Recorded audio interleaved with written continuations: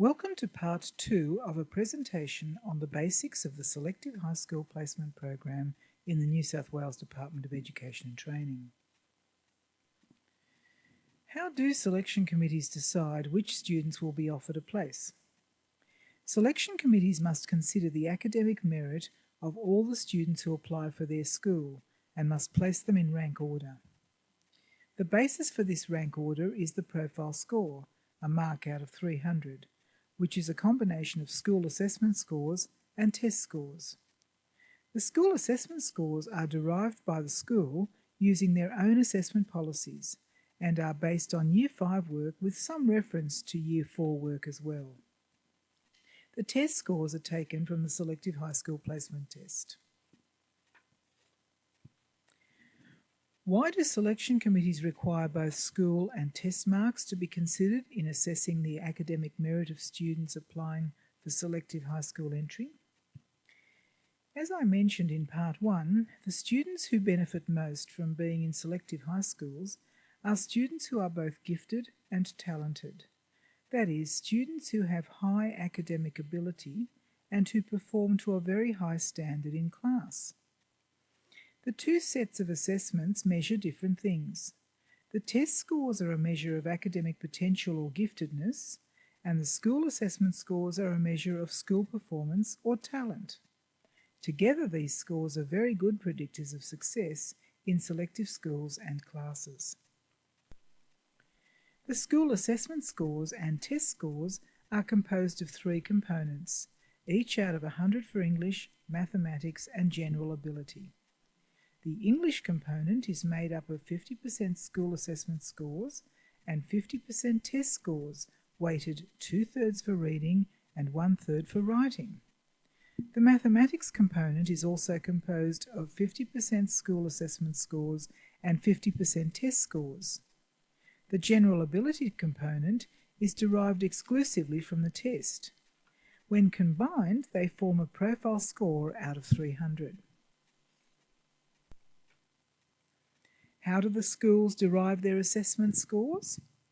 Principals are asked to rank that group of their students who apply for selective high school entry by giving each of them a score out of 100 for their schoolwork in English and a score out of 100 for their schoolwork in mathematics. Together, the scores serve to rank students from the highest mark to the lowest in the group. The marks also show the relative gaps between students. If, for example, the school has awarded 98 marks to its top candidate for English, and the next student is not nearly as high in academic performance as the first student, the second student would be awarded a mark which would reflect that relative gap, say 84. The Selective High School Placement Test is especially written for the purpose of testing candidates for Year 7 entry to selective high schools. Students are allocated to test centres where they sit multiple choice tests in reading, mathematics, and general ability, as well as completing a writing task. The tests are written and marked by the Australian Council for Educational Research. The multiple choice tests take 40 minutes each, and the writing task takes 20 minutes. The tests are designed to assess ability rather than curriculum performance. The English items all consist of passages of varying text types, including poetry, fiction or non-fiction prose, with a number of inferential comprehension questions. This example is one of the practice items and is therefore quite easy. In the real test, the passages and their questions are very challenging. Students have slightly less than a minute to read and answer each question. This is an example of a measurement item in mathematics. Students have a minute to do each question.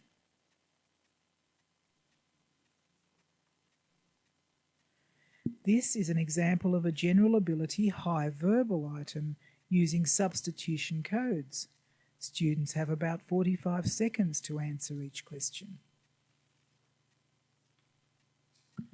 The writing task takes 20 minutes to complete, including reading and planning time. The stimulus can be a written topic or a picture. Students have to write an unprepared work which shows their creativity and the quality and maturity of their structure and expression. All work is marked by trained markers who see only booklet numbers, not the names of candidates. 2 markers grade each script, and a third marker arbitrates if there is a discrepancy greater than 2 points between the scores awarded by the independent markers. If the work resembles that of any other candidate or of a published work, no marks will be awarded.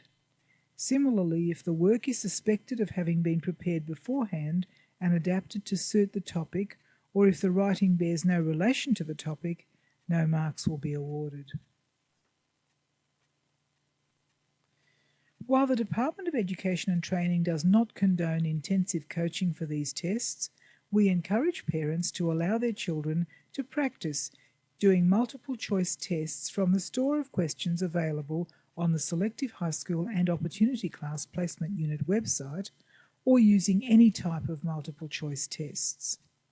The students should be encouraged to develop test-taking skills, such as the ability to keep track of the time as they work through the paper.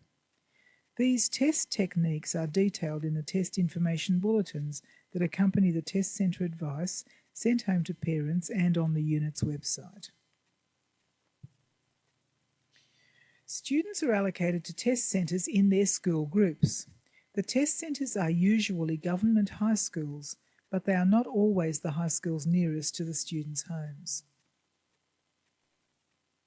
Wherever possible, test centre allocation will take note of the geographical conditions and will limit the amount of travelling required by students.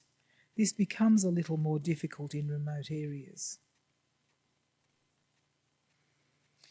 The Selective High School Placement Test is supervised by external presiding officers and supervisors who are following a script, so that all students sit the test at the same time under the same conditions throughout New South Wales. The tests remain secure even after the students have sat the test and are released on our website as sample papers later on when copyright issues are resolved. When students need special test provisions, parents indicate on the application form the nature of the student's disability and the provisions required. These can range from permission to use a puffer or special seating to large print papers and wheelchair access. Most requests for special test provisions can be granted, though requests for extra time and readers or scribes are not granted. Parents of students whose special test provisions cannot be granted are invited to lodge an illness misadventure claim instead. If something prevents students from either sitting the test or from doing their best in the test, parents should lodge an illness misadventure claim as soon as possible, but no later than 14 days after the test. These events are most commonly some form of illness or other disability, but may include unexpected occurrences at the test centre or on the way to the test centre. Medical claims must be accompanied by a medical certificate, and any other type of claim should have documentary evidence if possible. All decisions concerning placement in each selective high school are made by the selection committee for that school. The selection committee consists of the school education director, the principal of that selective high school, and a parent representative. Selection committees are also free to include other personnel, such as the year advisor or school counsellor. Using the order of merit list created by the students' profile scores, selection committees determine the students who will be offered a place in the first round. Using information gained from the selection process for the previous year, they will determine the required length of the reserve list and will declare the rest of the candidates unsuccessful. Parents are advised by mail or email as soon as the outcome is finalised. Please ensure that your email is set to accept attachments and keep the unit advised about changes of address. The student's calculated profile score along with the top profile score in the state and the average score is generally published at the bottom of the outcome advice.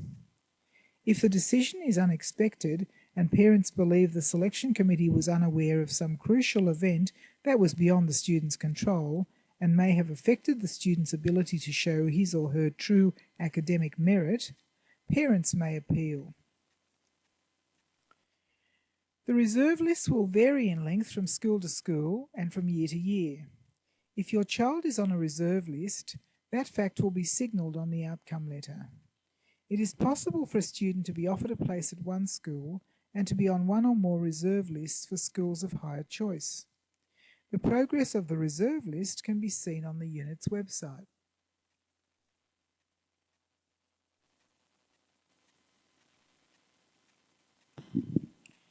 Appeals should be made on valid grounds supported by documentary evidence. The grounds usually involve something that the selection committee was unaware of. It is too late by this stage to claim illness. All such information must be provided in the illness misadventure claim process straight after the test. The appeals form is posted on the unit's website. Appeal forms must be lodged through the child's current primary school. Appeals panels consist of a representative from the Educational Measurement and School Accountability Directorate, a school education director, the principal of one of the selective high schools, the principal of a school with opportunity classes, and a parent representative. Significant events to watch for are when the application packages become available, usually in early November of the year the students are in Year 5. The test occurs in March of the following year when students are in Year 6. Selection committees meet in May and June of that year, and the outcome is known in July. Appeals are heard in September, and offering of positions from the reserve list continues until all vacancies have been filled. Please feel free to call, fax or email us if you have any further inquiries. The unit maintains an updated telephone service which provides information on the latest developments in the selective process. The unit's frequently asked questions page provides further useful information. And the website is updated frequently to ensure that parents are aware of each stage of the process. This is the end of part 2 of a 2-part presentation on the basics of the Selective High School Placement Program in the New South Wales Department of Education.